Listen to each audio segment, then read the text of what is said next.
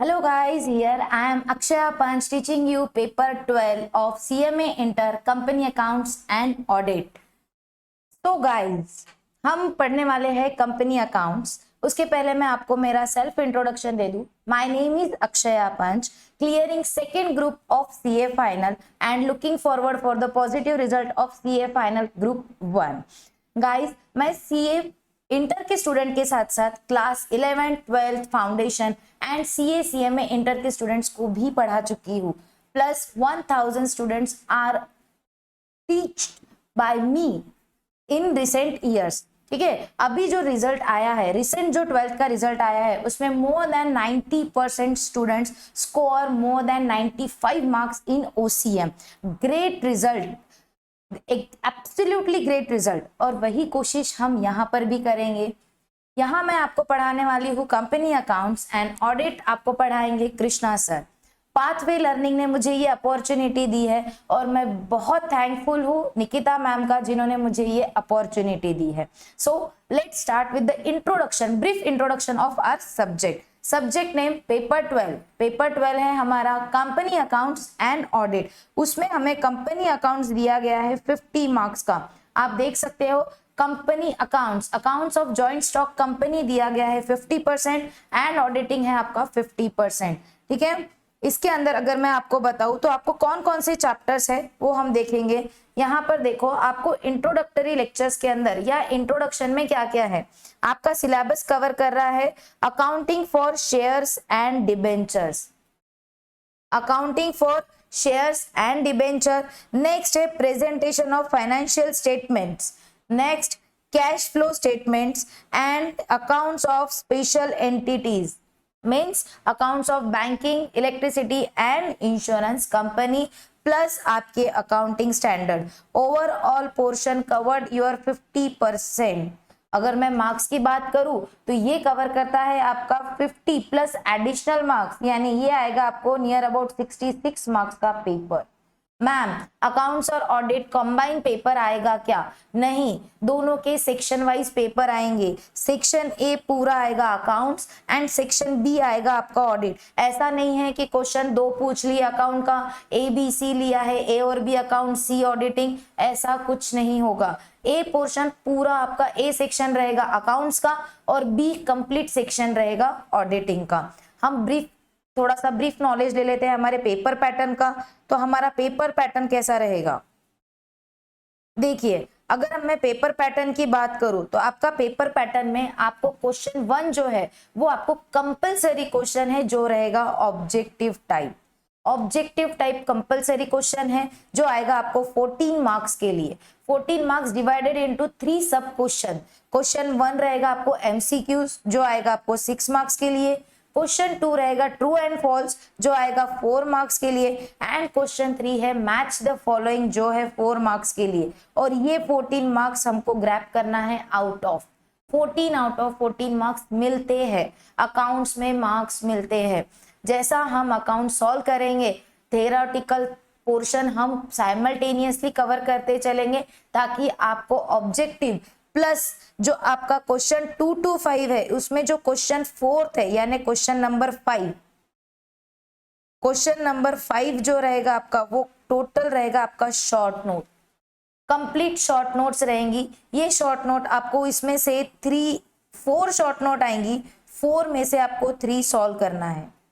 ये short notes theoretical रहेगी, इसीलिए हम प्रैक्टिकल क्वेश्चन सॉल्व करेंगे, उसके साथ साथ में शॉर्ट नोट्स भी कवर करेंगे, थेरोटिकल पोर्शन भी कवर करेंगे। और अगर टाइम सेव करना है पेपर में तो आई पर्सनली सजेस्ट यू कि अगर टाइम मैनेज नहीं हो रहा है तो हमको यहाँ पर जो 4 क्वेश्चंस है उसमें से कोई भी 3 क्वेश्चन सॉल्व करना है। 2 3 4 5 4 क्वेश्चन होते हैं, any 3 you have to solve. उसमें से भी अगर एक आप शॉर्ट नोट सॉल्व कर देते हो तो आपको 2 ही प्रैक्टिकल क्वेश्चन सॉल्व करना पड़ेगा, जो आपका बहुत सारा टाइम सेव करेगा। ठीक है, इसमें आपके, अगर मैं इसको बाइफरगेट करूं तो आपको आएंगे, वेट, आपको 3 रहेंगे, 4 क्वेश्चन है, उसमें से 3 रहेंगे प्रैक्टिकल और 1 क्वेश्चन रहेगा थ्योरी। और ये थ्योरी में भी आपको 4 ऑप्शन दिए गए हैं। 4 में से आपको कोई भी 3 ही शॉर्ट नोट सॉल्व करनी है। तो ये आपका, अगर आप पॉइंट वाइज डिस्क्रिप्शन दो, पॉइंट वाइज आंसर लिखो, तो आउट ऑफ मार्क्स मिलते हैं, प्लस आपका टाइम भी सेव होता है। ठीक है, नेक्स्ट हम देखेंगे थोड़ा सा बेसिक इंट्रोडक्शन कि कौन से चैप्टर को कितना वेटेज दिया गया है। मार्क्स का वेटेज देखेंगे हम, और फिर हमारा चैप्टर वाइज शुरू कर देंगे पढ़ाना। देखो आपको यहाँ लिखा है accounts of joint stock company. इसके अंदर 50 मार्क्स का जो पोर्शन है आपका, वो है आपका अकाउंट्स, और 50 मार्क्स का पोर्शन है आपका ऑडिट। ठीक है, 50 मार्क्स का accounting for joint stock company. Financial accounts पूरा वेटेज देता है या पूरा कॉन्सेंट्रेट करता है accounting for sole trading, accounting for partnership and other type of business organisation. But company का अकाउंटिंग टोटली आपको दिया गया है कंपनी अकाउंट्स में, सेपरेट सब्जेक्ट। अगर वैसे मैं बोलूं आपको, तो आपका ग्रुप 1 का फर्स्ट सब्जेक्ट यानी पेपर 5 फाइनेंशियल अकाउंट शुरू भी मुझसे होगा, और पेपर 2 का last subject paper 12 company accounts खत्म भी मुझसे ही होगा। ठीक है, इतना आपने ध्यान में रखना है। नेक्स्ट देखो जॉइंट स्टॉक कंपनी के अंदर क्या क्या कवर किया गया है। इसके अंदर अगर मैं शॉर्ट में आपको बताऊं तो इसमें है शेयर्स, नेक्स्ट है डिबेंचर, थर्ड है कंपनी फाइनेंशियल स्टेटमेंट्स, फोर्थ है आपको स्पेशल एंटिटीज, स्पेशल एंटिटीज, पता नहीं पेन को क्या हो गया आज, और फिफ्थ है आपके अकाउंटिंग स्टैंडर्ड्स।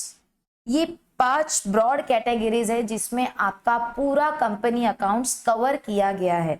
अगर देखो आप देख पा रहे हो तो चैप्टर फर्स्ट जो दिया है accounting of shares and debentures आपको दिया गया है। ठीक है, accounting for shares and debentures, तो इसका मैक्स पोर्शन दिया गया है शेयर्स के लिए।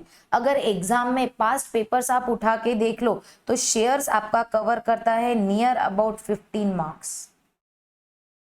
Issue of shares, income on shares, redemption of shares, type of shares, ये सब कवर करेगा आपका shares portion. Buy back of share, bonus issue, sweat equity shares, forfeiture of share, complete portion. Share का जितना भी bifurcation है वो cover करेगा शेयर का पोर्शन, जो कवर करता है near about 15 marks in your question paper.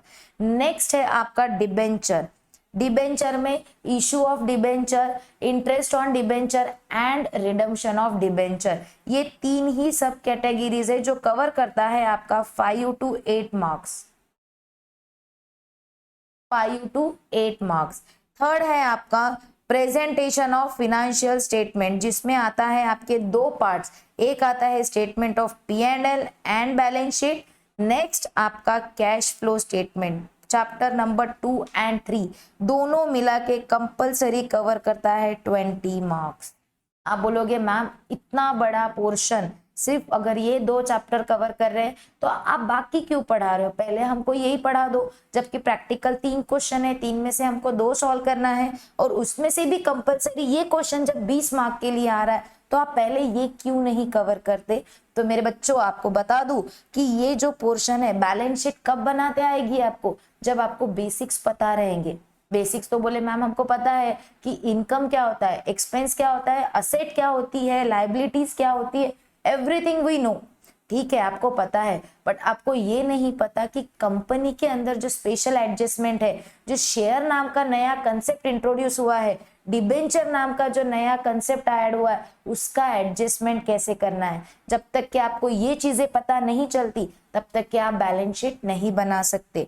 इसीलिए पहले हम पढ़ेंगे शेयर्स किसे कहा जाता है, शेयर्स किस चिड़िया का नाम है, डिबेंचर किस चिड़िया का नाम है। जब ये 2 चीजें हम अच्छे से समझ लेंगे, जब ये हमारे रगों रगों में दौड़ने लगेगी कि क्या शेयर्स है क्या डिबेंचर्स है, तब तक के हम फाइनेंशियल स्टेटमेंट नहीं बना सकते। हर पेपर में, पास्ट का कोई भी पेपर देख लो, कंपनी अकाउंट्स में cash flow statement for 8 marks, compulsory आएगा। बहुत इजी पोर्शन है, बहुत इजीली आप इसको कवर कर पाओगे। और जब एक बार कैश फ्लो स्टेटमेंट सीख लोगे तो बोलोगे वाह मैम लाजवाब, आपका क्या कहना। ठीक है, financial statement, balance sheet, P&L जैसे आपने आज तक बनाई है 11, 12 फाउंडेशन, वैसी ही बनाना है, but with special adjustment of company. ठीक है, कंपनी के जो स्पेशल एडजस्टमेंट है उसको मद्देनजर रखते हुए आपको बनाना है। नेक्स्ट कवर करेंगे आपके स्पेशल एंटिटीज। देखो अगर हम देखें तो सारी कंपनीज को एप्लीकेबल है कंपनीज एक्ट 2013, बट कुछ स्पेशल एंटिटीज है जो गवर्न करती है स्पेशल एक्ट। जैसे आपकी बैंकिंग कंपनी गवर्न करती है बैंकिंग रेगुलेशन एक्ट से। इलेक्ट्रिसिटी कंपनी गवर्न करता है इलेक्ट्रिसिटी एक्ट से। इसके अंदर स्पेशल रूल्स एंड रेगुलेशंस दिए हुए हैं जिसके अकॉर्डिंग इनके फाइनेंशियल स्टेटमेंट्स बनते हैं। अदर कंपनी के फाइनेंशियल स्टेटमेंट्स बनते हैं according to schedule 3 of companies act. वैसे ही banking company, electricity company, insurance company, इनके अकाउंट्स बनते हैं, इनके फाइनेंशियल स्टेटमेंट्स बनते हैं इनके एक्ट के शेड्यूल के अकॉर्डिंग। तो हम जब तक के कंपनी अकाउंट को अच्छे से नहीं सीख लेते तब तक के स्पेशल एक्ट्स को समझ पाना नामुमकिन है। तो फोर्थ पोर्शन रहेगा हमारा accounting of special entities. And last है आपके अकाउंटिंग स्टैंडर्ड्स। अकाउंटिंग स्टैंडर्ड जिनके बिना अकाउंट्स करना नामुमकिन है। आई होप आपको बेसिक इंट्रोडक्शन ऑफ सब्जेक्ट समझ में आ गया। पोर्शन में क्या क्या कवर हो रहा है वो भी आपको समझ में आ गया होगा। अब अगर मैं आपको शॉर्ट में बताऊं, देखो मैंने लिखा है, आप इसका स्क्रीनशॉट निकाल के रख सकते हो या सिर्फ समझ लो। जैसे मैंने आपको बताया, ए portion covering full portion of shares जो 15 मार्क्स कवर कर रहा है। नेक्स्ट है आपका सेकंड ओनली डिबेंचर्स जो कवर करता है 8 to 10 मार्क्स। थर्ड है आपका कंपनीज फाइनेंशियल स्टेटमेंट जो 20 मार्क्स का वेटेज रखता है। Third accounting of special entities and then accounting standard. I hope you all understand the basic nature of your subject। कोई भी चीज पढ़ने के पहले, कोई भी सब्जेक्ट शुरू करने के पहले आपको पता होना चाहिए कि उस सब्जेक्ट में आपको पढ़ना क्या है, उसका पेपर पैटर्न कैसा रहेगा। Then only you can start that subject. 2 minute देती हूँ मैं आपको, ये सब आप एक बार गो थ्रू कर लीजिए, फिर हम शुरू करेंगे कि कौन सी कंपनी कौन से एक्ट से गवर्न करती है। Okay, now we will study laws applicable to companies। जैसे मैंने आपको बताया कि number of companies are there, तो सारी कंपनीज को फर्स्ट ऑफ ऑल एप्लीकेबल है कंपनीज एक्ट 2013। कंपनीज एक्ट 2013 सारी कंपनीज को एप्लीकेबल है। ठीक है, बट बाकी कंपनीज का क्या, जैसे स्पेशल एंटिटीज मैंने आपको बताया, बैंकिंग कंपनी हो गई, इंश्योरेंस कंपनी, इलेक्ट्रिसिटी कंपनीज जो गवर्न करता है स्पेशल एक्ट के थ्रू। बैंकिंग कंपनी को कौन गवर्न करता है, बैंकिंग रेगुलेशंस एक्ट और आरबीआई की गाइडलाइंस, ये जो दी गई है इसके अंदर जो रूल्स एंड रेगुलेशंस है उसके अकॉर्डिंग बैंकिंग कंपनी के फाइनेंशियल स्टेटमेंट्स प्रिपेयर होते हैं। इंश्योरेंस कंपनी का इंश्योरेंस एक्ट के थ्रू फाइनेंशियल स्टेटमेंट्स प्रिपेयर होते हैं या IRDA रेगुलेशंस के तहत। IRDA यानी इंश्योरेंस रेगुलेटरी डेवलपमेंट अथॉरिटी, इसके अकॉर्डिंग जो रूल्स एंड रेगुलेशंस दिए गए हैं, इसके अंदर जो फॉर्मेट दिया गया है उसके अकॉर्डिंग इंश्योरेंस कंपनी के फाइनेंशियल स्टेटमेंट्स प्रिपेयर होते हैं। इलेक्ट्रिसिटी कंपनी, उसके rules and regulations to prepare the financial statements given by electricity act. अब हम सेकेंड इसमें अगर देखें, आप बोलोगे मैम आपने कुछ तो भी सिक्योरिटीज लॉ लिखा है। सिक्योरिटीज लॉ यानी ऐसी कंपनी जो स्टॉक एक्सचेंज पे या रिकॉग्नाइज स्टॉक एक्सचेंज पे लिस्टेड है। लिस्टेड यानी जिनके शेयर्स, डिबेंचर्स या जो कंपनीज की सिक्योरिटीज रजिस्टर्ड है, कहाँ, securities exchange board of India के अंडर में या स्टॉक एक्सचेंज के ऊपर रजिस्टर्ड है, ऐसी कंपनीज को लिस्टेड एंटिटीज कहा जाता है। और जो कंपनी की सिक्योरिटीज लिस्टेड होती है उनको सेबी गाइडलाइंस को फॉलो करना पड़ता है। ठीक है, कुछ रूल्स कंपनीज एक्ट में दिए गए होते हैं, कुछ रूल्स सेबी में भी दिए गए हैं। फिर आप बोलोगे मैम किसका फॉलो करना है, बायबैक के रूल्स तो कंपनीज एक्ट में भी है, बायबैक्स के रूल सेबी में भी दिए गए हैं, सेबी एक्ट में भी दिए गए, फिर हमको क्या फॉलो करना है। तो सेबी में क्लियर कट दिया होता है कि to the extent you have to follow companies act, और उसके बाद आपको सेबी को फॉलो करना है। मतलब आपको क्लियर कट डिफरेंशिएशन दिया है कि कहाँ पे आपको कंपनीज एक्ट को फॉलो करना है और कहाँ पर आपको सेबी को फॉलो करना है। In case of listed companies are those companies which whose shares or whose securities are listed on recognized stock exchange. I hope you all understand. ठीक है, अब हमको क्या देखना है? अब हमको देखना है सब्जेक्ट। मैम अब हम पढ़ने जा रहे हैं कंपनी अकाउंट्स। अभी तक पूरा बेसिक था, सब्जेक्ट का इंट्रो था, चैप्टर में क्या क्या सब्जेक्ट में क्या कौन कौन से चैप्टर कवर करने वाले हैं वो हमने देखा, पेपर पैटर्न हमने देख लिया। अब हमको देखना है कि कंपनी अकाउंट्स क्या होता है। कंपनी अकाउंट्स देखने के पहले आपको पता होना चाहिए what is meant by company. What is meant by company? Company क्या होती है? What is meant by company? Company क्या होती है? कंपनी एक फॉर्म ऑफ बिजनेस ऑर्गेनाइजेशन है, like sole trading, like partnership firm. जैसे सोल ट्रेडिंग है जो बिजनेस फॉर्म ऑफ ऑर्गेनाइजेशन है, बिजनेस करने का एक तरीका है sole trading. Partnership firm form of business organisation, वैसे ही कंपनी है। सोल ट्रेडिंग में एक सिंगल बंदा प्रोप्राइटर, एक सिंगल पर्सन होता है जो बिजनेस को स्टार्ट करता है, बिजनेस को मैनेज करता है और उसके अंदर आने वाला प्रॉफिट भी वो अकेला ही एंजॉय करता है। पार्टनरशिप फर्म, इसके अंदर बिजनेस थोड़ा बड़ा होता है, अकेला बंदा उसमें प्रॉपर पैसे नहीं लगा सकता या उसकी फंड रिक्वायरमेंट सिंगल पर्सन से ज्यादा होती है, तब वो क्या करता है अपने साथ किसी और मेंबर को ज्वाइन करता है, एक या एक से ज्यादा। More than 2 person are come together to form a partnership firm. जो एग्रीमेंट के तहत एक एग्रीमेंट बनता है जिसे पार्टनरशिप डीड कहा जाता है, वो डीड के तहत पार्टनरशिप फर्म एग्जिस्टेंस में आता है और वो बिजनेस रन होता है। उसके अंदर जो प्रॉफिट अर्न होता है वो जितने पार्टनर्स है उनमें जो एग्रीड प्रपोर्शन है प्रॉफिट का, उस प्रपोर्शन में वो डिवाइड किया जाता है। बट अब बिजनेस को और एक्सपांड करना है और फंड की रिक्वायरमेंट है, बिजनेस को और बड़ा करना है, पैसा कहाँ से आएगा?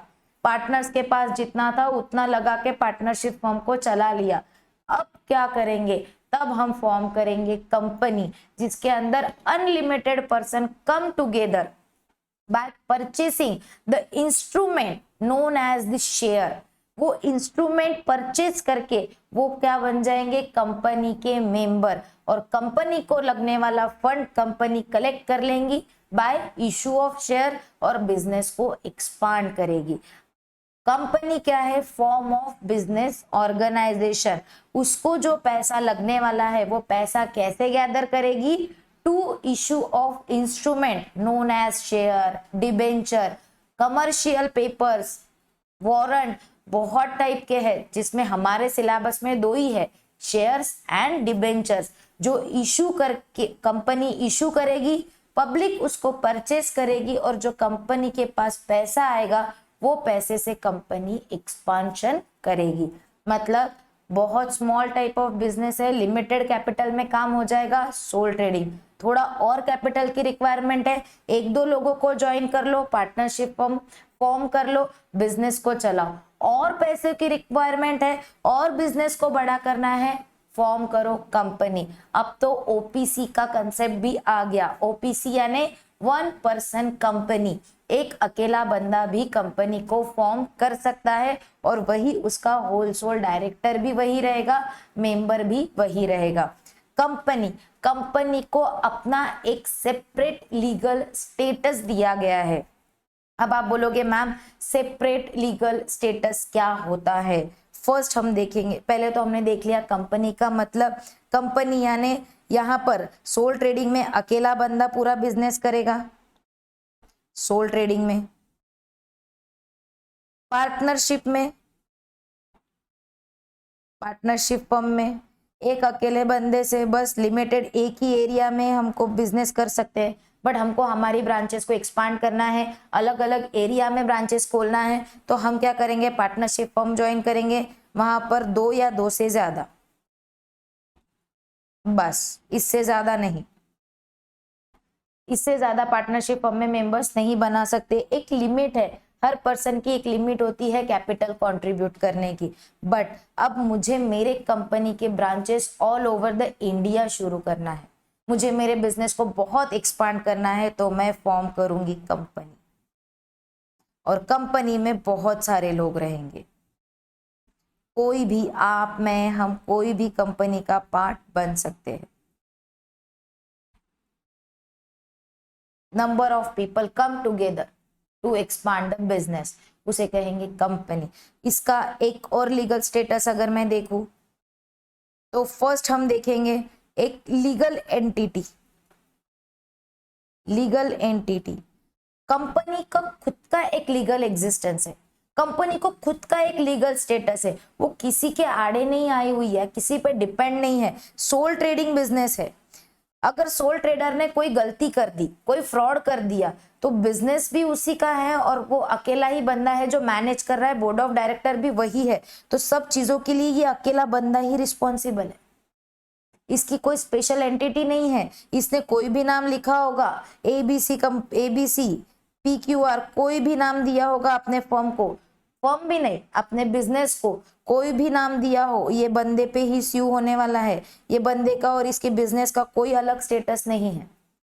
पार्टनरशिप फर्म, पार्टनर्स और पार्टनरशिप फर्म अलग नहीं है। पार्टनर्स ने कुछ गलती कर दी तो भी पार्टनर्स के नाम पे ही आने वाला है, फर्म के नाम पे भी कोई गलती हो गई तो भी नाम किस पर आने वाला है, केस किसके ऊपर फाइल होने वाली है, इन पार्टनर्स के ऊपर। बट कंपनी के केस में ऐसा नहीं है, कंपनी को अपना खुद का एक एग्जिस्टेंस है, कंपनी को कहा गया है आर्टिफिशियल पर्सन, आर्टिफिशियल पर्सन कहा गया है। आर्टिफिशियल पर्सन यानी ये मैनेजमेंट ने अगर गलती की है पर नाम किसका दिया था, कंपनी का, तो केस फाइल होगा कंपनी पे, ये बंदा बीच में नहीं आएगा। इसका काम तो था सिर्फ मैनेज करने का, पर किसके नाम के अंडर में हुआ, कंपनी के नाम पे। इसने गलती की पर भुगतान किसको भरना पड़ेगा, कंपनी को। किसी थर्ड पर्सन ने कोई गलती की, केस फाइल करना है, कंपनी डायरेक्टली इसके ऊपर केस फाइल कर सकती है, ये लोगों का कोई रिलेवेंस नहीं है, ये लोग उसके अंदर नहीं आएंगे। ये अकेला बंदा कंपनी को डायरेक्टली केस फाइल कर सकता, कंपनी डायरेक्टली ये बंदे के ऊपर केस फाइल कर सकती, किसी का किसी पे डिपेंडेंसी नहीं है, सेपरेट लीगल एग्जिस्टेंस है कंपनी का। नंबर ऑफ मेंबर्स आएंगे जाएंगे, कंपनी अपनी एग्जिस्टेंस में रहेगी। कहाँ काम करते हो, PWC में काम करते हैं हम, कंपनी के नाम के अंदर में काम चल रहा है, कंपनी को अपना खुद का सेपरेट लीगल स्टेटस है, कंपनी किसी की मोहताज नहीं है, लीगल एंटिटी है कंपनी, उसको कंपनीज एक्ट के अंदर में फॉर्म किया गया है, कंपनीज एक्ट उसको गवर्न करती है। नेक्स्ट लीगल एंटिटी है, प्लस इंपॉर्टेंट डॉक्यूमेंट्स भी लगते हैं कंपनी फॉर्म करने के लिए, memorandum and article of association. Memorandum यानी ये एक चार्टर है, चार्टर यानी कंपनी कब फॉर्म होगी, कौन से नाम से फॉर्म होगी, कंपनी का ऑब्जेक्ट क्लॉज क्या है, कंपनी का एड्रेस क्या है, ब्ला ब्ला ब्ला, कंपनी के सारे डिटेल्स सब कहाँ रहेंगे, मेमोरेंडम ऑफ एसोसिएशन में। पहले मेमोरेंडम बनेगा, फिर ही कंपनी ऑर्गेनाइज होगी, फिर ही कंपनी इनकॉर्पोरेट होगी। और आर्टिकल ऑफ एसोसिएशन है कंपनी का रूल बुक, कंपनी का ऑब्जेक्ट है, हम शूज बनाएंगे, शूज मैन्युफैक्चरिंग, ये कंपनी का ऑब्जेक्ट क्लॉज है, कंपनी फॉर्म हो रही है, शूज मैन्युफैक्चर करना एंड सेल करना, तो आर्टिकल ऑफ एसोसिएशन में लिखा रहेगा किस टाइप के शूज बनाएंगे, कौन से साइज के बनाएंगे, कलर्स कहाँ से लेंगे, उसके लिए लगने वाला लेदर, उसके लिए लगने वाला सोल कहाँ से परचेस करना है, कितने टाइम के अंदर हमको शूज मैन्युफैक्चर कर देना है, कितने टाइम के अंदर सेल हो जाना चाहिए, कौन सप्लायर रहेगा, कौन कस्टमर रहेगा, कौन एजेंट रहेगा, उनका पेमेंट क्या रहेगा, everything given under article of association, क्योंकि ये रूल बुक है।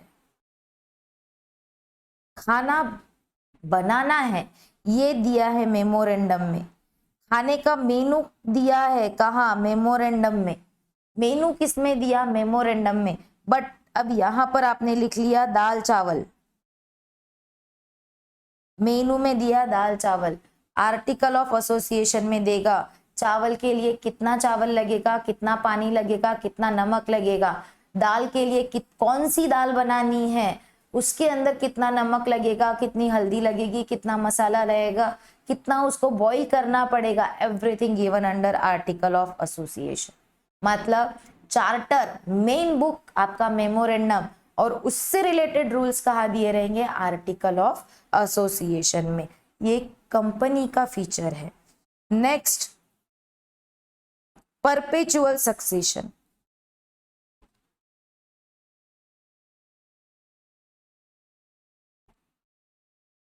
सक्सेशन ऐसा है वो है, परपेचुअल सक्सेशन मतलब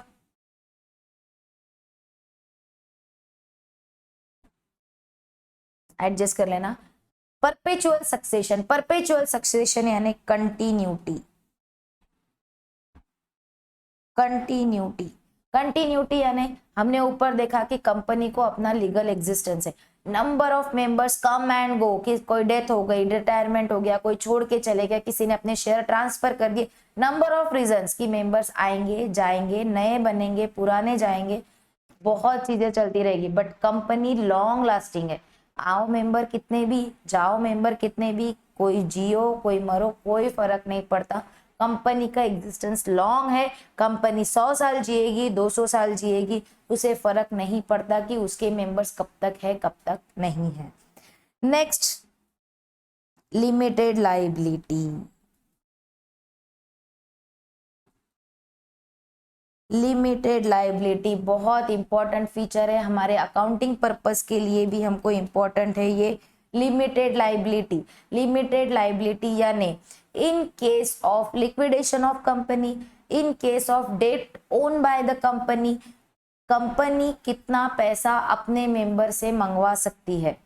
अगर मैं अकाउंटिंग की लैंग्वेज में बोलूं तो जितना unpaid amount on shares, uncalled amount on shares, ये क्या कंसेप्ट होता है ये हम अकाउंटिंग में पढ़ेंगे, आगे जब हम अकाउंट्स करेंगे तब देखेंगे, थ्योरी पढ़ेंगे तब भी देखेंगे। बट अभी समझ जाओ कि अगर 10 रुपए का शेयर है और मेंबर ने 8 रुपए ऑलरेडी पे कर दिए, तो सिर्फ ये मेंबर की लायबिलिटी, ये मेंबर की liability only up to 2 rupees ही है टू पे द कंपनी। कंपनी 2 रुपए पर शेयर के अलावा इस मेंबर से कुछ भी नहीं मांग सकती। लिमिटेड लायबिलिटी, जब मेमोरेंडम बना था तभी हमने बता दिया था कि मेंबर्स की लायबिलिटी कितनी रहेगी, जितना एग्रीमेंट में लिखा है उतना ही मेंबर कंट्रीब्यूट करेंगे, उतनी ही अमाउंट वो at the time of liquidation और at the time of companies requirement, company की नीड बेसिस के ऊपर, या कंपनी लिक्विडेट हो रही है, कंपनी को पैसों की जरूरत है, तो कितना पैसा देगा, जितना हमने एग्री किया था। इनकी पर्सनल प्रॉपर्टी, किसकी, मेंबर्स की पर्सनल प्रॉपर्टी लायबल नहीं रहेगी टू पे ऑफ द डेप्ट ऑफ द कंपनी। कंपनी की किसी भी डेप्ट को पे करने के लिए किसी भी मेंबर की पर्सनल प्रॉपर्टी लायबल नहीं रहेगी। अगर मैं सोल ट्रेडिंग की बात करूं तो यहां पर होती है unlimited liability. Unlimited liability, unlimited liability यानी अगर सोल ट्रेडर अनेबल है अपने बिजनेस के अमाउंट में से डेप्ट को पे ऑफ करने के लिए, उसके पास इतना पैसा नहीं है कि वो क्रेडिटर को पे ऑफ कर सके, तो सोल ट्रेडर की पर्सनल प्रॉपर्टी लायबल है to pay off the pay to that creditor, to pay off the डेप्ट of that sole trading firm. Partners की केस में भी ये भी अनलिमिटेड है। इसमें भी अगर पार्टनरशिप फर्म अनेबल है to pay off the creditor, to pay off the loan of the bank, किसी को भी अगर अनेबल है फ्रॉम पार्टनरशिप फर्म की प्रॉपर्टी बेच दी, सब प्रॉफिट दे दिया, सब दे दिया, फिर भी अनेबल है टू क्लियर द डेट्स, तो इनकी पर्सनल प्रॉपर्टी भी लायबल है to pay off the debts of the partnership firm. But in case of company के केस में सिर्फ जितना अनकॉल्ड अमाउंट है शेयर का उतना ही वो लायबल है, या अगर उन्होंने एग्री किया होगा अप टू ₹1,00,000 अप टू ₹5,00,000 इतना हम पे करेंगे, इतने के लिए ही वो लायबल है, उनकी पर्सनल प्रॉपर्टी लायबल नहीं रहेगी to pay off the debts of the company. Partnership firm में एक और कंसेप्ट आता है LLP, लिमिटेड लायबिलिटी पार्टनरशिप। जो बॉडी कॉर्पोरेट है इसके अंदर आपको अगर आपकी लायबिलिटी को लिमिटेड रखना है तो आप पार्टनरशिप फर्म को इनकॉर्पोरेट कर सकते हो अंडर LLP एक्ट, जिसमें पार्टनर्स की लायबिलिटी लिमिटेड हो जाती है, बाकी सारे रूल्स रेगुलेशन सेम होते हैं जैसे पार्टनरशिप फर्म के होते हैं, बट यहाँ पर लायबिलिटी उनकी लिमिटेड होती है। अभी हमको ये नहीं देखना है, ये हम सब फाइनेंशियल अकाउंट्स में देखेंगे। कंपनी अकाउंट्स में हमको कंपनी को देखना है कि यहाँ पर जो मेंबर्स है उनकी लायबिलिटी लिमिटेड है up to the unpaid amount on shares. जितना अमाउंट अनपेड है, फेस वैल्यू 10 थी, उसमें से 8 पे ऑलरेडी कर दिए थे, तो जितना अनपेड रहेगा उतना ही मेंबर्स पे करेंगे, बाकी वो लायबल नहीं रहेंगे। I hope you all understand. Next, management and ownership. Management and ownership are separated.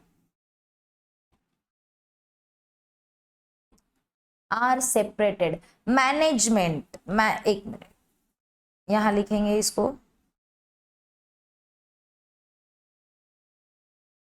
Management में आते हैं कौन? आपके मैनेजमेंट में आ रहे हैं आपके बोर्ड ऑफ डायरेक्टर्स, और ओनरशिप में आते हैं आपके शेयर होल्डर्स। हम किसी भी कंपनी के मेंबर्स बन सकते हैं, किसी भी कंपनी के शेयर होल्डर्स बन सकते हैं। मेंबर्स को ही शेयर होल्डर्स कहा जाता है, इन्हीं को ओनर भी कहा जाता है। ठीक है, किसी भी कंपनी का शेयर होल्डर बनना है, वो कंपनी का by purchasing single share you can be a share holder of that company.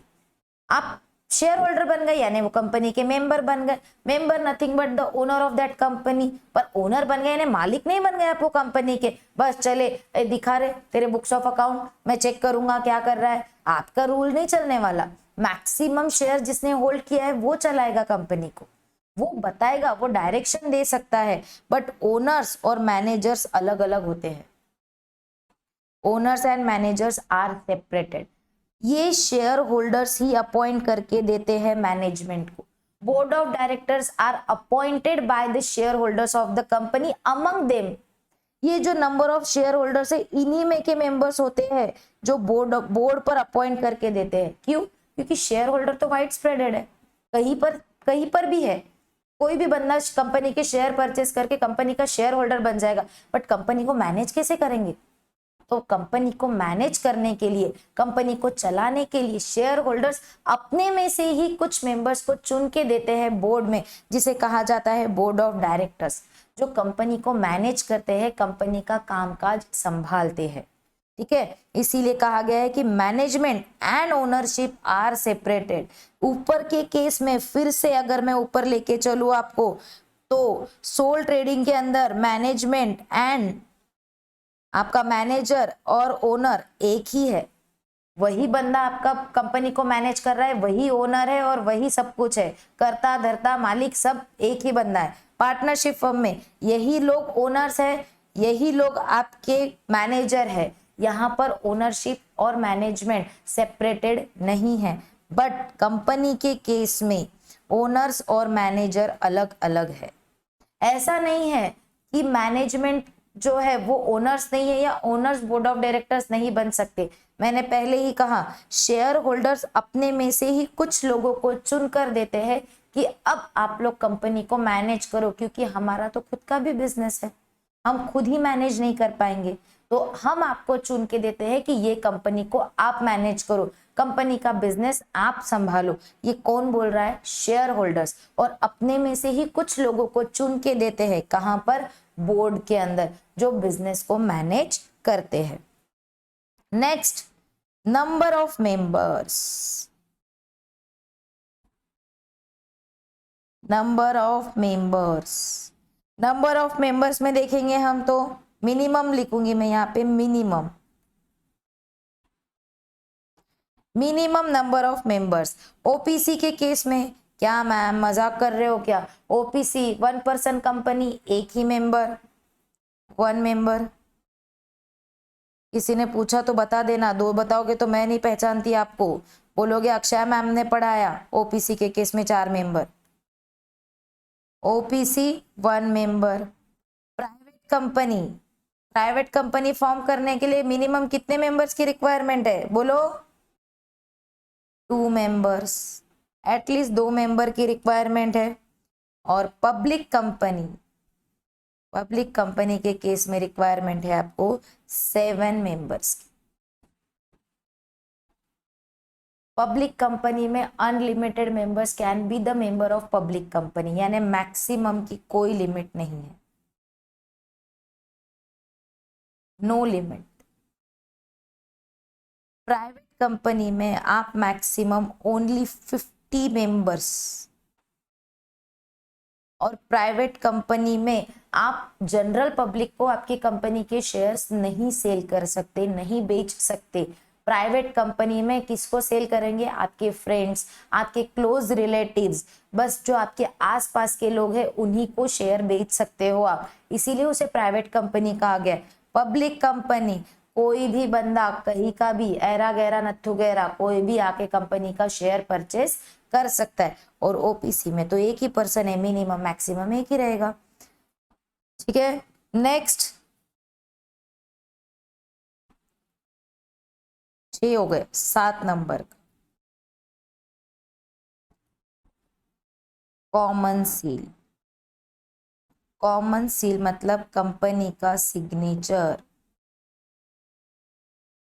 Company का सिग्नेचर, जहां पर कंपनी का स्टैम्प सिग्नेचर लग गया, यानी सारे जितने भी रूल्स एंड रेगुलेशंस है या जो भी एक्ट परफॉर्म हुआ है, जो भी एक्शन लिया गया वो कंपनी के नाम पे लिया गया, यानी गलती हुई तो कंपनी की हुई, नॉट मेंबर की नहीं। गलती किसकी? कंपनी की, क्योंकि सिग्नेचर किसका है? कंपनी का। Seal and signature, stamp and signature किसका? कंपनी का। अब ये कंसेप्ट थोड़ा इरिलेवेंट हो गया है, नॉट सो इम्पोर्टेंट, बट आपके नॉलेज के लिए कॉमन सील यानी कंपनी का स्टैम्प एंड सिग्नेचर। तो अगर मैं हमारे बुक में देखें हम, तो आपको कंपनी का डेफिनेशन और फीचर्स दिए गए हैं। देखो क्या लिखा है, जस्ट रीड आउट करेंगे हम।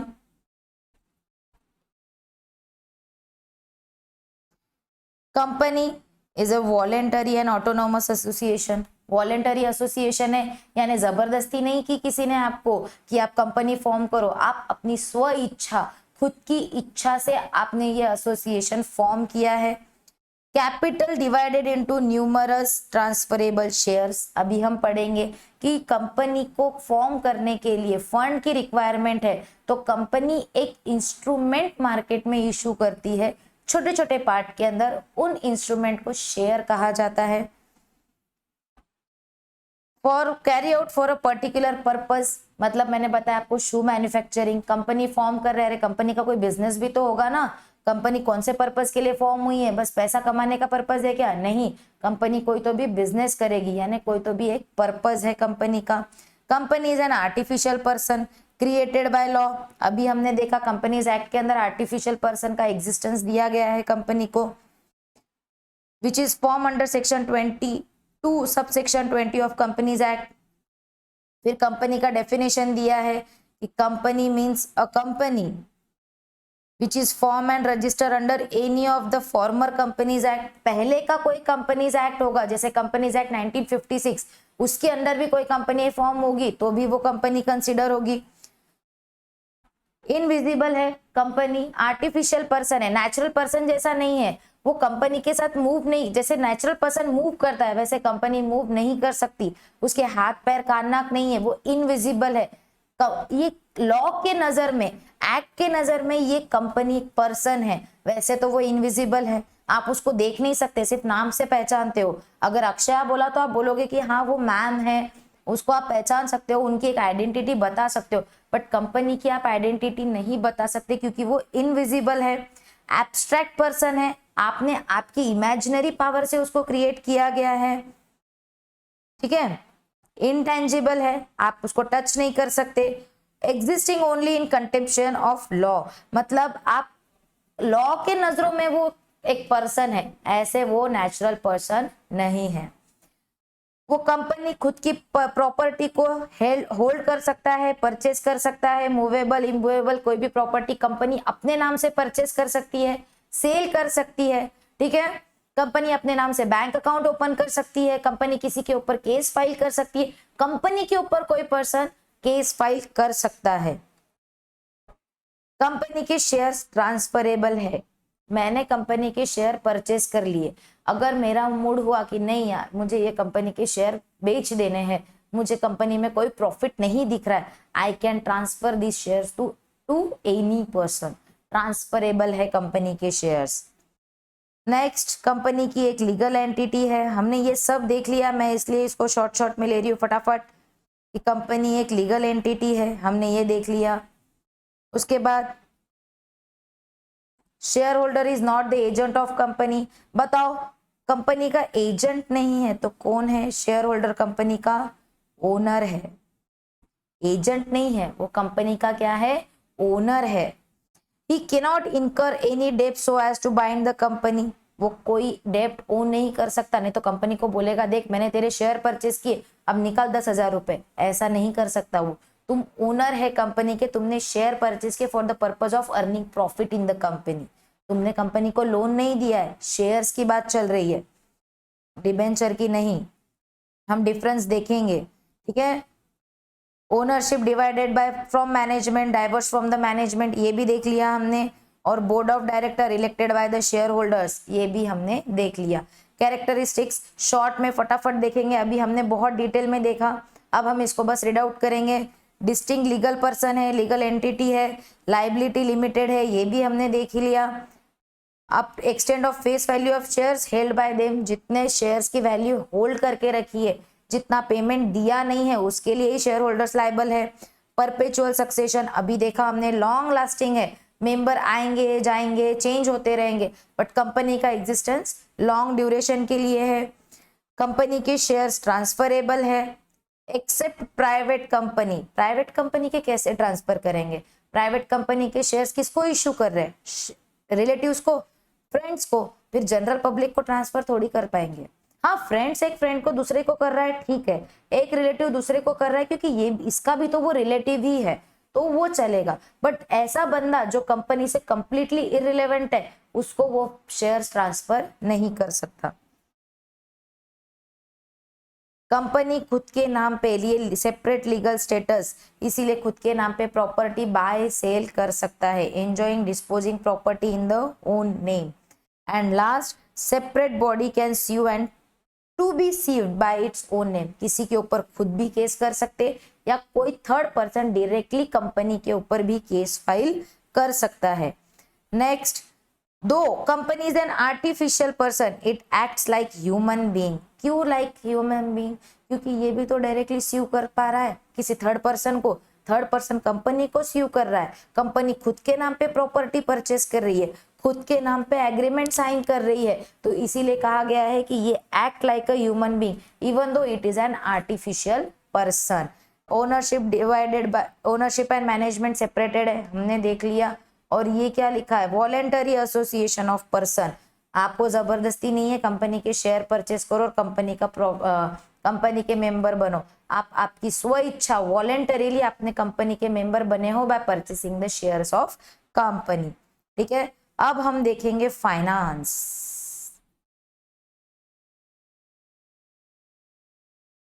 Finance to the company, company form तो हो गई बच्चों।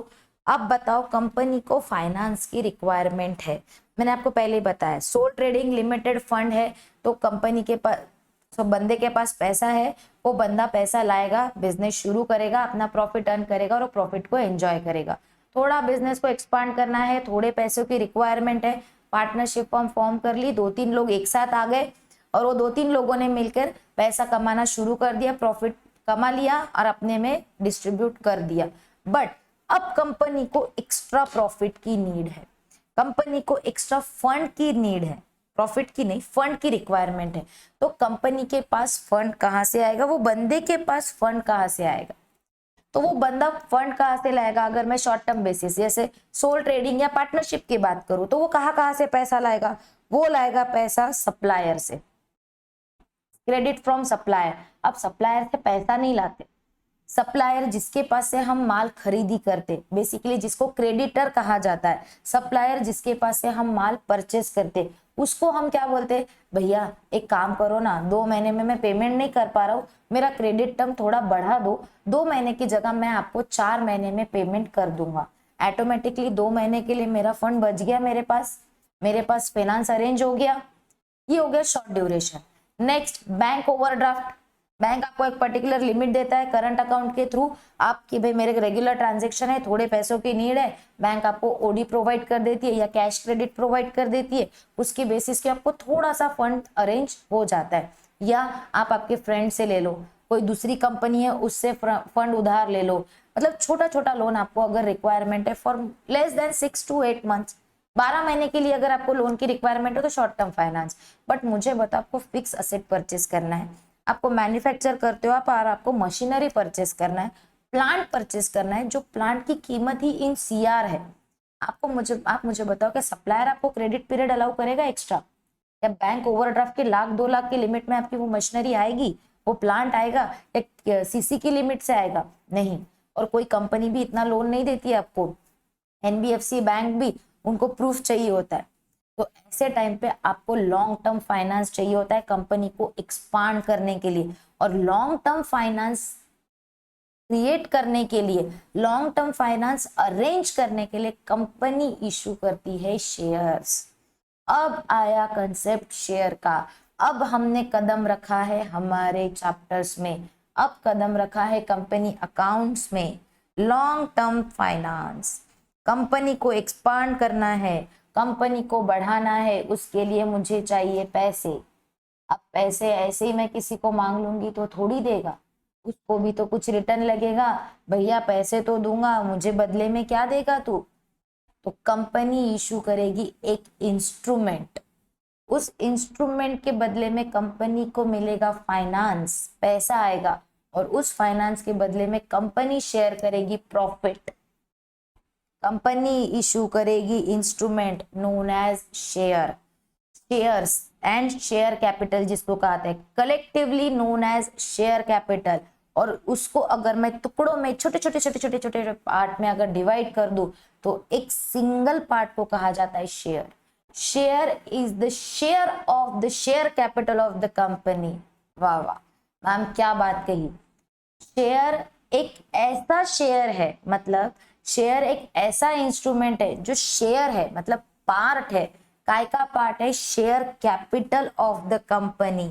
अगर डायग्रामेटिकली मैं आपको बताऊं तो ये है कंपनी का शेयर कैप, एक मिनट, ये है कंपनी का पूरा शेयर कैपिटल।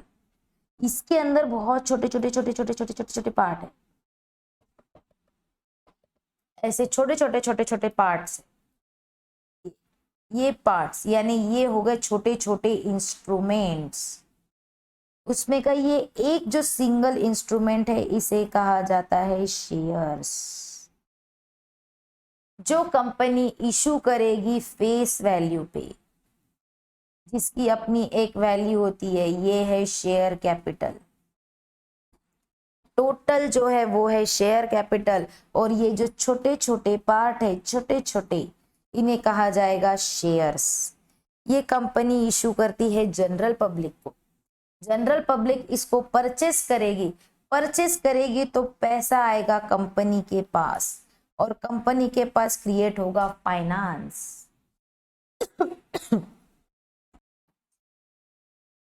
कंपनी का ये है टोटल शेयर कैपिटल और ये है कंपनी का शेयर्स। यानी कंपनी क्या करेंगी, शेयर कैपिटल को डिवाइड करेगी छोटे छोटे इंस्ट्रूमेंट में। यानी शेयर कैपिटल इज डिवाइडेड, सब divided into shares, number of shares, और इन शेयर्स की होती है फेस वैल्यू से ₹10। 10 रुपए का एक शेयर, 10 रुपए का एक शेयर परचेस करके आप कंपनी को क्या दे रहे हो, फाइनेंस दे रहे हो। और अगर आप कंपनी को पैसा दे रहे हो तो क्या पर्पस है आपका, आपको चाहिए कंपनी के प्रॉफिट में कंट्रीब्यूशन। प्रॉफिट का एक पार्ट आपको भी मिलना चाहिए जो कंपनी देती है in the form of dividend. ये पूरा स्ट्रक्चर होता है। कंपनी को फाइनेंस रेज करना है। अब कैसा होता है कि शेयर्स एक सिंगल बंदा भी परचेस कर सकता है, बहुत सारे लोग कलेक्टिवली करेंगे, या एक अकेला बंदा भी 100 शेयर्स परचेस करेगा और प्रोवाइड करेगा फाइनेंस टू द कंपनी। यानी कंपनी का जो शेयर कैपिटल है वो डिवाइड किया गया है नंबर ऑफ शेयर्स में, इसीलिए कहा गया है shares are the share of the share capital of the company. ठीक है, शेयर के थ्रू कंपनी को फाइनेंस मिलेगा। नेक्स्ट, डिबेंचर के थ्रू कंपनी को फाइनेंस मिलेगा। Debenture is a loan instrument जिसके ऊपर कंपनी प्रॉफिट शेयर नहीं करती, कंपनी इसके ऊपर इंटरेस्ट पे करती है, और परचेस जो करता है डिबेंचर को उसे कहा जाता है debenture holder. Debentures loan instrument होता है, काइंड ऑफ शेयर्स ही है, ये भी कंपनी का फाइनेंस रेज करने का ही इंस्ट्रूमेंट है, बट डिबेंचर लोन टाइप होता है, इसके ऊपर कंपनी प्रॉफिट शेयर नहीं करती। इवन दो कंपनी लॉस में है फिर भी डिबेंचर होल्डर को ऑन टाइम उनका इंटरेस्ट पे करना कंपल्शन होता है, किसको, कंपनी को। ये भी फाइनेंस रेज करने का एक तरीका है। Next, loan from banks, financial institution, NBFC and other companies. अगर आपको बड़ा लोन चाहिए तो आप बैंक से मांग सकते हो, फाइनेंशियल इंस्टीट्यूशन से मांग सकते हो, कौन, आप, यानी कंपनी रेज कर सकती है फाइनेंस। डिपॉजिट, लोगों से डिपॉजिट एक्सेप्ट करके उसके ऊपर इंटरेस्ट पे करके कंपनी फाइनेंस रेज कर सकती है। And last, finance arrangement from asset, for example hire purchase, यानी आप असेट को परचेस कर लो और फिर उसका पेमेंट आप पार्ट पार्ट में करो। जैसे ईएमआई होता है वैसे इक्वल मंथली इंस्टॉलमेंट, वैसे ही हायर परचेस होता है जिसमें इंस्टॉलमेंट ऑलरेडी डिसाइडेड होते हैं, और उस इंस्टॉलमेंट जब ड्यू होगा वो इंस्टॉलमेंट को पेमेंट करके आप क्या कर सकते हो, असेट को परचेस कर सकते हो। यानी जब आप असेट परचेस करोगे तो असेट आपको ट्रांसफर तुरंत हो जाएगी और आप पेमेंट ड्यू डेट को करते जाओगे जब आपका अमाउंट जितना ड्यू होगा। इस तरीके से company long term finance raise कर सकती है। अब इसके अंदर इंपॉर्टेंट हमको पढ़ना है, जो हमारा सिलेबस कवर करता है वो है शेयर्स एंड डिबेंचर। ये दो ही चीजें हमको कंपनी अकाउंट्स में पढ़ना है। शेयर्स में हम पढ़ेंगे कि शेयर्स को कैसे इशू किया जाता है, कंपनी बायबैक कैसे करती है, buyback in the sense equity share को रिडीम नहीं किया जाता, रिडीम न करते हुए कंपनी इक्विटी शेयर्स को बायबैक करती है। स्वेट इक्विटी शेयर्स किसे कहा जाता है, राइट इशू किसे कहा जाता है, redemption of share, redemption of debenture, ये सब हम यहाँ पर पढ़ने वाले। तो अभी तक हमने पढ़ा, क्या पढ़ा, finance to the company, short term finance जो छोटे छोटे काम के लिए हम अरेंज करेंगे, और लॉन्ग टर्म फाइनेंस जो कंपनी की नीड है, और ये लॉन्ग टर्म फाइनेंस के पर्पस के लिए ही हमको शेयर्स और डिबेंचर को पढ़ना है। आई होप यू ऑल अंडरस्टैंड कि हमने अभी तक क्या पढ़ा। ठीक है, अब मैं आपको एक ब्रीफ इंट्रोडक्शन दूंगी शेयर का, brief introduction of shares. Last topic है हमारे आज के लेक्चर का, shares. Shares are divided into two parts, which are they? Wait.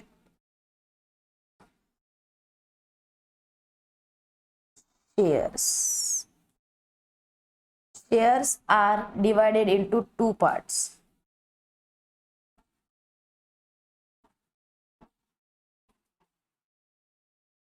Equity shares and preference shares. दो ही टाइप के शेयर्स है, वैसे तो बहुत सारे हैं बट हमको पढ़ना दो ही है, equity share and preference shares. Ma'am equity share और प्रेफरेंस शेयर में क्या डिफरेंस है? इक्विटी शेयर्स जो है वो आपके ऑर्डिनरी शेयर्स है। Equity shares are the ordinary shares of the company, ordinary shares है ये company. Wait, oh no, pen ने अपनी जान दे दी है। हम ओरल डिस्कशन करेंगे। Shares, equity shares and preference shares. तो इक्विटी शेयर्स क्या है? इक्विटी शेयर्स है आपके ordinary shares of the company, और प्रेफरेंस शेयर, प्रेफरेंस शेयर मतलब उनको कुछ प्रेफरेंशियल राइट दिए गए हैं कंपनी ने, या शेयर कैपिटल में प्रेफरेंस शेयर को कुछ प्रेफरेंशियल राइट है। Basically 3 major rights given to preference share holder. कौन से मेजर राइट्स है? मैम कंपनी लॉ में तो हमने 2 ही पढ़े थे, आप 3 बता रहे हो। 3 नहीं, मैं 3 से ज्यादा भी बताऊंगी आपको, जस्ट फॉर योर नॉलेज देख लो। प्रेफरेंस शेयर का सबसे पहला जो प्रेफरेंस दिया गया, देखो नाम में ही सब कुछ रखा है, प्रेफरेंस, प्रेफरेंस दिया गया प्रेफरेंस शेयर होल्डर को डिविडेंड के केस में। कंपनी जो प्रॉफिट अर्न करेगा उसमें पहले कंपनी जब शेयर होल्डर की बात आएगी तो पहला पेमेंट करेगा प्रेफरेंस शेयर होल्डर को और फिर करेगा इक्विटी शेयर होल्डर को। जरूरी नहीं है कि प्रेफरेंस शेयर होल्डर को हर साल पेमेंट किया ही जाए, बट प्रेफरेंस जब भी शेयर होल्डर को पेमेंट की बात आएगी, जब भी प्रॉफिट कंट्रीब्यूशन की बात आएगी या प्रॉफिट डिस्ट्रीब्यूशन की बात आएगी, तो पहला पेमेंट किया जाएगा प्रेफरेंस शेयर होल्डर को, देन किया जाएगा इक्विटी शेयर होल्डर को। प्रेफरेंस शेयर होल्डर को जो डिविडेंड पे होगा वो फिक्स्ड रेट में होगा rather than fluctuating rate. Equity share holder को तो जितना चाहे उतना पेमेंट हो जाएगा, लॉस है तो उनको तो मिलेगा भी नहीं। या कंपनी समटाइम्स क्या करती है, जितना प्रॉफिट अर्न करेगी उसमें से कंपनी की इच्छा रही तो प्रेफरेंस शेयर होल्डर को पे कर देगी, क्योंकि उनका तो फिक्स रेट है डिविडेंड का, उनको पे कर देगी, और बचा हुआ profit as a return earning बोलकर खुद के पास ही रख लेगी, पेमेंट नहीं करेगी। बट इक्विटी शेयर होल्डर का क्या? इक्विटी शेयर होल्डर को कंपनी पे करेगी या नहीं करेगी ये कंपनी की चॉइस है, बट प्रेफरेंस शेयर होल्डर को कंपनी जब भी पेमेंट की बात आएगी, डिस्ट्रीब्यूशन ऑफ प्रॉफिट की बात आएगी, तो प्रेफरेंस शेयर होल्डर का पहला प्रेफरेंस रहेगा over the equity share holder. यही केस लिक्विडेशन के टाइम पे जब कैपिटल रीपेमेंट की बात आएगी तो शेयर होल्डर के केस में पहला रीपेमेंट प्रेफरेंस शेयर होल्डर का होगा, उसी के बाद इक्विटी शेयर होल्डर को पेमेंट किया जाएगा। नेक्स्ट ये तो हमने देख लिया, first fix rate of dividend मिलेगा किसको? प्रेफरेंस शेयर होल्डर को। नेक्स्ट प्रेफरेंस भी किसको मिलेगा? प्रेफरेंस शेयर होल्डर को पेमेंट ऑफ डिविडेंड का over the equity share holder.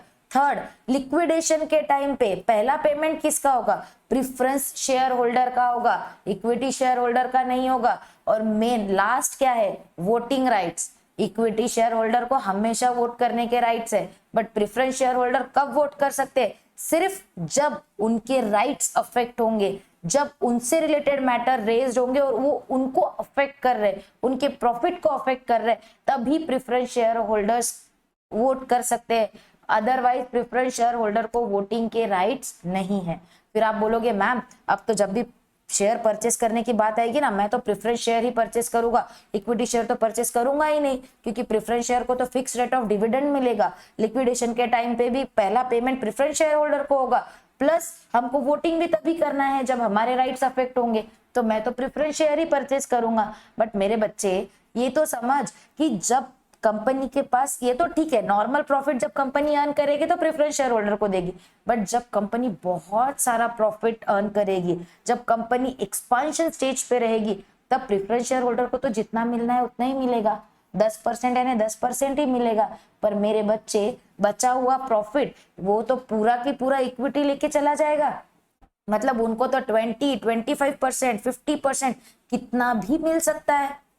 समझ में आ रहा है? यानी equity share holder risk bear कर रहा है तो प्रॉफिट भी तो एंजॉय कर रहा है, इसीलिए इक्विटी शेयर ज्यादा बेनिफिटेड है एज कंपेयर टू प्रेफरेंस। अगर आपको स्टेडी इनकम चाहिए, भाई हमको तो रिस्क नहीं लेना है, जितना है उतने में ही खुश है, तो फिर प्रेफरेंस खरीदो, बट रिस्क एंड रिवॉर्ड दोनों एंजॉय करना है तो इक्विटी ही परचेस करेंगे। आई hope you all understand the difference between, basic difference between equity shares and preference shares. कल हम देखेंगे इन डिटेल, वेट, हमको आगे देखना है। कल के सेशन में हम क्या देखने वाले हैं, कौन कौन से बुक कंपनी, कौन कौन से बुक्स कंपनी को मेंटेन करना है, प्लस अब हम शुरू करेंगे इशू ऑफ शेयर।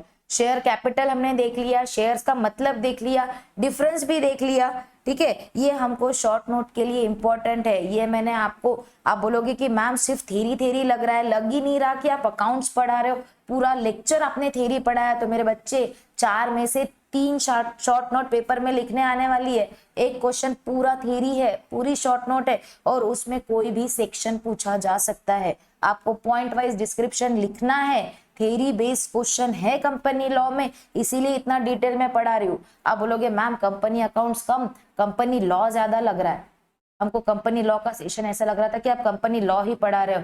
तो सुनो मेरे बच्चों, इसके अंदर शॉर्ट नोट है, हमको शॉर्ट नोट्स लिखना है, इसीलिए हमने इतना थेरी देखा। हम प्रैक्टिकल और थेरी साइमल्टेनियसली चलने देंगे ताकि आपको बोर ना हो।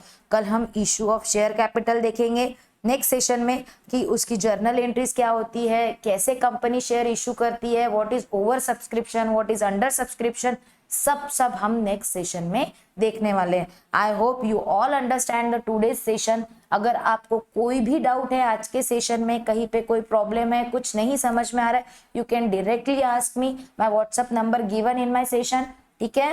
Like, share and subscribe to our channel, और you can directly ask me your doubt without any fear. Thank you. Bye bye. Take care.